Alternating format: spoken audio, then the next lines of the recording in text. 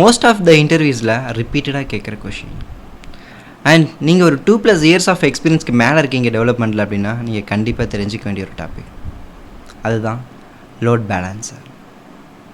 இன்றைக்கி நம்ம லோட் பேலன்சர்னால் என்ன, அது என்ன ப்ராப்ளம் சால்வ் பண்ணுது, அது இல்லைனா என்ன ப்ராப்ளம் அப்படிங்கிறத நம்ம டீட்டெயிலாக பார்ப்போம்.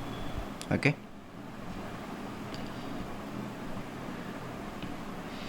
ஏங்க உங்கள்கிட்ட சர்வர் இருக்குது, அதாவது சர்வர் மீன்ஸ் உங்களோட அப்ளிகேஷன். உங்களோட அப்ளிகேஷன் இந்த ஒரு சர்வரில் ரன் ஆகிட்டுருக்கு. உங்களுக்கு என்ன பண்ணுறாங்க அப்படின்னா யூசர்ஸ் ரெக்வெஸ்ட் பண்ணுறாங்க. ஓகே, அண்ட் அதுக்கேற்ற மாதிரி ரெஸ்பான்ஸ் வருது. இங்கே யார் இருக்கா? யூசர்ஸ் இருக்காங்க. இதுவே 10 யூசர்ஸ் ஹிட் பண்ணும்போது உங்களுக்கு எந்த ப்ராப்ளமும் கிடையாது. உங்களோட அப்ளிகேஷன் நல்லாவே ரெஸ்பாண்ட் பண்ணிகிட்ருக்கு உங்களோட சர்வரில் இருக்கிற கேப்பபிலிட்டியை பொறுத்து. அதுவே இந்த இடத்துல என்ன பண்ணுறீங்க, 100 யூசர், அப்போ என்ன ஆகும்? கொஞ்சம் ஸ்ட்ரகிள் ஆகும், கரெக்டாக?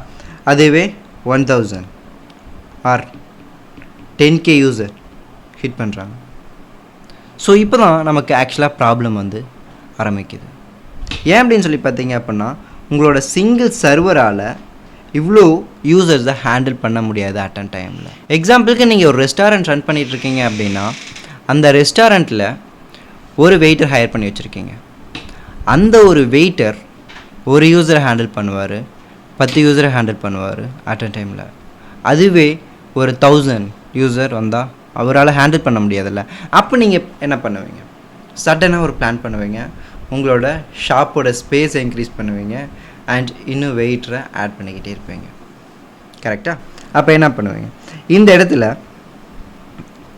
ப்ரீவியஸாக இருந்த ரேம் வந்து பார்த்தீங்க அப்படின்னா 4 GB அண்ட் ஸ்பேஸ் வந்து பார்த்தீங்கன்னா 128 GB. இப்போ என்ன பண்ணுவீங்க? உங்களோட கான்செப்ட் படி இன்னும் இன்க்ரீஸ் பண்ணுவாங்க ரேமை. நியூ ரேம் வந்து பார்த்தீங்க அப்படின்னா 12 GB அண்ட் ஸ்பேஸை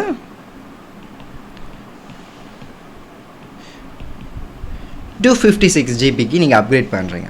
ஆக்சுவலாக இதுதான் நம்ம எல்லோரும் பண்ணுவோம், கரெக்டாக? ஆனால் இங்கே தான் உண்மையான ப்ராப்ளமே ஆரம்பிக்குது. இப்போது 12 GB அண்ட் 256 GBயை நீங்கள் சேம் டைமில் ரன் பண்ணுறீங்க அப்படின்னா யூசர்ஸ் வராத டைம்லேயும் அந்த எக்ஸ்ட்ரா ஸ்பேஸஸ்க்கு நீங்கள் இடம் கொடுத்துட்டே இருக்கணும். இதுக்கு பேர் தான் என்ன சொல்லுவாங்க அப்படின்னா வெர்டிக்கல் ஸ்கேலிங் அப்படின்னு சொல்லுவாங்க. அதுக்கு பதிலாக நம்ம என்ன பண்ண போகிறோம் அப்படின்னா டைரெக்டாக ஒரே சர்வரோட சைஸை இன்க்ரீஸ் பண்ணுறதுக்கு பதிலாக மல்டிபிள் சர்வர்ஸ் போட்டு மல்டிபிள் பிளேசஸில் உங்கள் அப்ளிகேஷனை ரன் பண்ணலாம். அப்போ என்ன பண்ணுவோம்? டிராஃபிக் டிஸ்ட்ரிபியூட்டாக பிரிஞ்சிடும். எக்ஸாம்பிளுக்கு பிரான்ச்சஸ். இப்போது நீங்கள் உங்களோட ரெஸ்டாரண்ட்டை சென்னையில் ஒரு பிரான்ச் வச்சுருக்கீங்க அப்படின்னா அடுத்து சேலத்தில் ஒரு பிரான்ச், அடுத்தது கன்னியாகுமரியில் ஒரு பிரான்ச். இப்போ செப்பரேட் பண்ணிட்டீங்க அப்படின்னா யூசர்ஸ் ஈஸியாக ஆக்சஸும் பண்ண முடியும் அவங்களோட அவைலபிலிட்டி அண்ட் லொக்கேஷனை பேஸ் பண்ணி.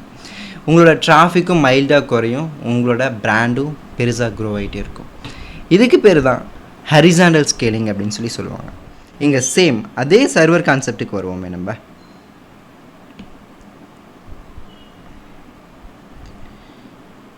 இப்போ இதை வந்து பார்த்தீங்க அப்படின்னா சர்வர் 1, ஓகே,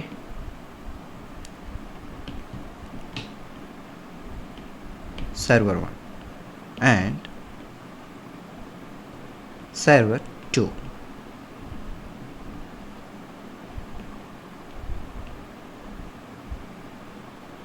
and server 3. டோட்டலாக இங்கே வந்து பார்த்தீங்கன்னா 3 சர்வர்ஸ் இருக்கு உங்ககிட்ட, ஓகே. இப்போது யூசர் ஆக்சுவல் யூசரை நீங்கள் ஹிட் பண்ணுறீங்க.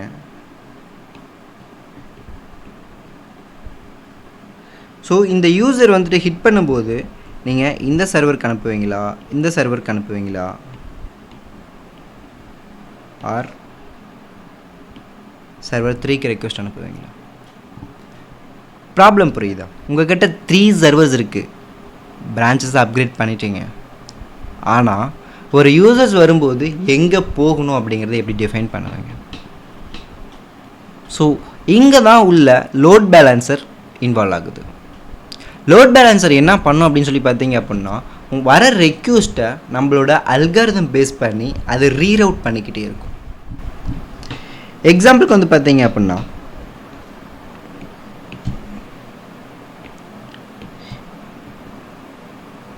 இந்த இடத்துல லோட் பேலன்சர் வந்துட்டு மிடில் மேனாக ஆக்ட் ஆகும்.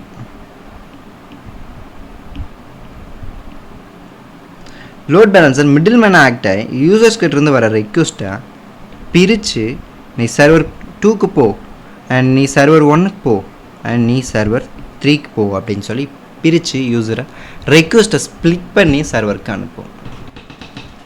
இப்போ உங்களுக்கு தெளிவாக புரிஞ்சிருக்குன்னு நினைக்கிறேன் ஏன் லோட் பேலன்சர் இங்கே ரொம்ப முக்கியமான ஒன்று அப்படின்னு சொல்லிட்டு.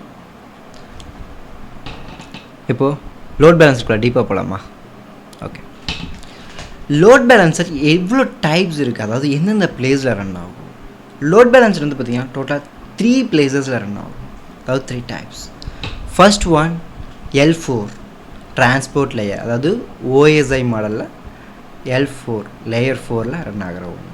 இது என்ன பண்ணணும்னா பியூராக ஐபி அண்ட் போர்ட்டை பேஸ் பண்ணி மட்டுமே ரீடைரக்ட் பண்ணணும். எக்ஸாம்பிளுக்கு டேட்டாபேஸ் கனெக்ஷன்ஸ், வெப் சாக்கெட்ஸ், இது எல்லாமே இதை வச்சு தான் ஒர்க் ஆகும். இது ரொம்ப ஃபாஸ்ட்டாக இருக்கும். ஏன் அப்படின்னா எதையுமே செக் பண்ணாது, just IP and port. And second வந்து பார்த்திங்கன்னா அப்ளிகேஷன் லேயர், அதாவது L7ல் ஒர்க் ஆகிறது OSI மாடல். இது என்ன பண்ண அப்படின்னா உங்களோட ஹெட்டர்ஸ், குக்கீஸ், பேரம்ஸ் எல்லாத்தையும் செக் பண்ணி உங்களுக்கு எந்த சர்வர் கொடுக்கக்கூடாது அப்படிங்கிறத டிஃபைன் பண்ணி ரீடைரக்ட் பண்ணும். இதில் SSL டெர்மினேஷனுமே இருக்குது. அண்ட் தேர்டாக வந்து பார்த்திங்கன்னா global region server. So global region server இது எதுக்காகனா யூசரோட ஜியோகிராஃபிக்கல் டேட்டாவை பேஸ் பண்ணி எங்கே போகணும் எங்கே போகக்கூடாது அப்படின்னு சொல்லி டிஃபைன் பண்ணுறது. லைக் எக்ஸாம்பிள் CDN எல்லாருமே கேள்விப்பட்டிருப்பீங்கன்னு நினைக்கிறேன். ஏன்னா நான் இந்தியாவில் இருக்குன்றப்போ நான் அமெரிக்காவில் ஆர் யூகேவில் இருக்கிற ஒரு சர்வரை போய் ஹிட் பண்ணக்கூடாது. அதனால் இங்கேயே ஜியோகிராஃபிக்கல் டேட்டா பேஸ் பண்ணி இங்கேயே ஸ்ப்ளிட் பண்ணுறோம் பார்த்தீங்களா, இதுதான் வந்து பார்த்திங்க அப்படின்னா global server load balancer. Okay, இப்போ இது எந்தெந்த பிளேஸில் உங்களுக்கு ரன் ஆகுது அப்படிங்கிற ஒரு டீட்டெயிலான கிளாரிட்டி கிடச்சிருச்சு. கரெக்டாக. அண்ட் இதை எப்படி ரன் பண்ணுறது, லோட் பேலன்சர் ஒன்று இருக்குது, எங்கே ரன் ஆகுதுன்னு தெரிஞ்சிருச்சு. இது என்ன அல்காரிதம் யூஸ் பண்ணுது, எப்படி ரெக்யூஸ்ட்டை நான் டிஸ்ட்ரிபியூட் பண்ணுறது அப்படிங்கிற கொஷின்ஸ் உங்களுக்கு இங்கே வரலாம். ஸோ அதுக்காக தான் டோட்டலாக 2 டைப்ஸ் ஆஃப் அல்காரிதம் இருக்குது. ஒன்று என்னென்னு பார்த்தீங்கன்னா static load balancer algorithm, second dynamic load balancer algorithm. Static load balancer அல்காரிதம்னா என்னென்னு பார்த்தீங்க அப்படின்னா ஆல்ரெடி ப்ரீடிஃபைன்டாக நம்ம டிஃபைன் பண்ணி வச்சுருக்கிற ரூல்ஸை பேஸ் பண்ணி ஒர்க் ஆகிற ஒரு அல்காரிதம். டைனமிக்ங்கிறது ரியல் டைம் டேட்டா அண்ட் மெட்ரிக்ஸை பேஸ் பண்ணி ஒர்க் ஆகுறது, like request and response time இதெல்லாமே வச்சு ஒர்க் ஆகுறது. ஸ்டாட்டிக் லோட் பேலன்சர் அல்காரிதமில் ஃபர்ஸ்ட் ஒன் பார்த்தீங்க அப்படின்னா ரவுண்ட் ராபின் தியரம். ஆல்மோஸ்ட் எல்லாருமே கேட்டிருப்பீங்க. இது என்ன பண்ணோம் அப்படின்னு சொல்லி பார்த்தீங்கன்னா யூசர் கிட்டேருந்து வர ரெக்வஸ்ட்டை வாங்கி வச்சுட்டு ஈவனாக ஸ்ப்ளிட் பண்ணி ஒன் பை ஒன்னாக கொடுத்துட்ருக்கோம். எக்ஸாம்பிளுக்கு 3 சர்வர் இருக்குது அப்படின்னு சொல்லி பார்த்தீங்க அப்படின்னா சர்வர் 1க்கு ஃபர்ஸ்ட் ரெக்வஸ்ட், சர்வர் 2க்கு செகண்ட் ரெக்வஸ்ட், அண்ட் சர்வர் 3க்கு தேர்ட் ரெக்வஸ்ட். இந்த மாதிரி ஈவனாக ரெக்வஸ்ட்டை ஸ்ப்ளிட் பண்ணிட்டே இருக்கும். அண்டு திரும்ப அகைன் 3 சர்வர் முடிஞ்சிச்சு அப்படின்னா திரும்ப ஃபஸ்ட்டு சர்வருக்கு, அதாவது ஒரு சர்க்கிள் மோஷன்ஸில் இந்த ரவுண்ட் ராபின் தியரம் ஒர்க் ஆகும். இதில் ஒரு ப்ராப்ளம் இருக்குது. என்னென்ன வந்து பார்த்திங்க அப்படின்னா உங்கள்கிட்ட இருக்கிற 3 சர்வரில் ஒரு சர்வர் வீக்காக இருக்குது, அதாவது அதால் கேப்பபிலிட்டி இல்லை, ஒரு 10K யூசர்ஸை ஹேண்டில் பண்ணுற அளவுக்கு இல்லை. அப்படிங்கிறப்போ அது ஓவர்லோட் ஆகும், அது கிராஸ் ஆக வாய்ப்பு இருக்குது. அதனால் நம்ம என்ன பண்ணுறோன்னா அதுக்காக வந்த ஒன்று தான் வெயிட்டட் ரவுண்ட் ராபின் தியரம். இது என்ன பண்ண அப்படின்னா உங்களோட சர்வரோட வெயிட்ஸை பேஸ் பண்ணி ரெக்வஸ்ட்டை டிஸ்ட்ரிபியூட் பண்ணும். இப்போது எக்ஸாம்பிளுக்கு 2 சர்வர்ஸ் இருக்குது. நம்பர் 1 வந்து பார்த்தீங்க அப்படின்னா அதால் 10K யூசர்ஸை ஹேண்டில் பண்ண முடியும். நம்பர் 2 15K யூசரை ஹேண்டில் பண்ண முடியும். அப்படிங்கிறப்போ சர்வர் 2க்கு அதிகமான ரெக்வஸ்ட்டை கொடுக்கும், சர்வர் 1க்கு கம்மியான ரெக்வஸ்ட்டை கொடுக்கும். அண்ட் தேர்டாக வந்து பார்த்தீங்க அப்படின்னா ஐபி ஹேஷிங். இது என்ன ப்ராப்ளம் நடக்கும் அப்படின்னா நீங்கள் ஒரு மூவி புக் பண்ணுறீங்க, அது ஒரு சம்திங் ஹேப்பன் பண்ணுறீங்க அப்படின்னா ஒவ்வொரு டைமும் ஒவ்வொரு சர்வருக்கு ரெக்வஸ்ட் பண்ணாமல் சேம் சர்வரையே நீங்கள் டார்கெட் பண்ணணும். எக்ஸாம்பிளுக்கு ஒரு மூவி பார்த்துட்ருக்கீங்க அப்படின்றப்போ நீங்கள் டிஃப்ரெண்ட் சர்வர் டார்கெட் பண்ணி நீங்கள் மூவியை ரெக்வஸ்ட் பண்ணும்போது எல்லாத்துலேயும் ஃப்ரெஷ்ஷான டேட்டாஸ் கிடைக்கும். ஏன்னா ஏதாவது ஒரு சர்வர் தான் நீங்கள் ரிப்பீட்டில் ஆல்ரெடி பார்த்த ஒரு ஹிஸ்ட்ரி இருக்கும். கரெக்டாக? அப்போ அதனால் என்ன பண்ணும், அதை சேம் சர்வருக்கே உங்களுக்கு போகணும். அதுக்கு பேர் தான் ஐபி ஹேஷிங். ஸோ பேஸ்டான உங்கள் ஐபியை பேஸ் பண்ணி நீங்கள் இந்த சர்வருக்கு தான் போகணும், நீங்கள் இந்த சர்வருக்கு போகணும் அப்படிங்கிறி நம்ம டிஃபைன் பண்ணுறோம். அதுதான் ஐபி ஹேஷிங். அண்ட் இப்போது ஸ்டாட்டிக் அல்காரிதம் எல்லாமே நம்ம பார்த்தாச்சு. அண்ட் நெக்ஸ்ட் நம்ம வர போகிறது டைனமிக் அல்காரிதம். டைனமிக்கில் ஃபஸ்ட் இருக்கிறது வந்து பார்த்தீங்கன்னா லீஸ்ட் கனெக்ஷன் ரெக்வெஸ்ட். அதாவது உங்கள்கிட்ட மல்டிபிள் சர்வர்ஸ் இருக்கும்போது எந்த சர்வர் கம்மியான ரெக்வெஸ்ட் வச்சுருக்கு அப்படிங்கிறத ரியல் டைம் மெட்ரிக்ஸை பேஸ் பண்ணி ரெக்வெஸ்ட் அசைன் பண்ணோம். எக்ஸாம்பிளுக்கு சர்வர் 1 10 ரெக்வெஸ்ட் வச்சுருக்கு, சர்வர் 2 5 ரெக்வெஸ்ட் தான் வச்சுருக்கு. அப்படின்றப்போ அடுத்த ரெக்வெஸ்ட் வந்துச்சு அப்படின்னா சர்வர் 2க்கு அசைன் பண்ணோம், சர்வர் 1க்கு அசைன் பண்ணுறதுக்கு பதிலாக. அண்ட் அடுத்ததாக இருக்கிறது வந்து பார்த்தீங்க அப்படின்னா லீஸ்ட் ரெஸ்பான்ஸ் டைம். அதாவது இப்போது ரெக்வெஸ்ட்டை மட்டுமே வச்சு ஒர்க் ஆகிக்கிட்டு இருந்த ஒரு அல்காரிதம் ரெஸ்பான்ஸ் டைம் வச்சு ஒர்க் ஆகும். இப்போ இந்த சர்வர் வந்துட்டு லாஸ்ட்டாக எவ்வளோ டைம் எடுத்துக்கிச்சு ஒரு ரெக்வெஸ்ட்டை கம்ப்ளீட் பண்ண அப்படிங்கிற ஒரு மெட்ரிக்ஸையுமே கேதர் பண்ணி வச்சுட்டு ஒர்க் ஆகும். இது என்ன பண்ணோம் அப்படின்னா each and every time server request பண்ணிட்டே இருக்கும், செக் பண்ணிக்கிட்டே இருக்கும், அலைவாக இருக்கா, எவ்வளோ ரெஸ்பான்ஸ் டைம் எடுத்திருக்கு, எவ்வளோ ரெக்வெஸ்ட் வச்சுருக்கு அப்படிங்கிறது எல்லா மெட்ரிக்ஸையுமே டிஃபைன் பண்ணி அதுக்கப்புறமா தான் உங்களுக்கு ஒரு ரெக்வெஸ்ட்டை ரீடிஸ்ட்ரிபியூட் பண்ணணும். இந்த 2 அல்காரிதம் அவ்வளோதான் கைஸ்.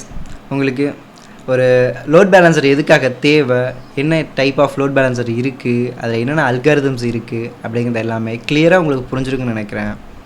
நெக்ஸ்ட் வீடியோவில் பார்ப்போம் கைஸ். See you.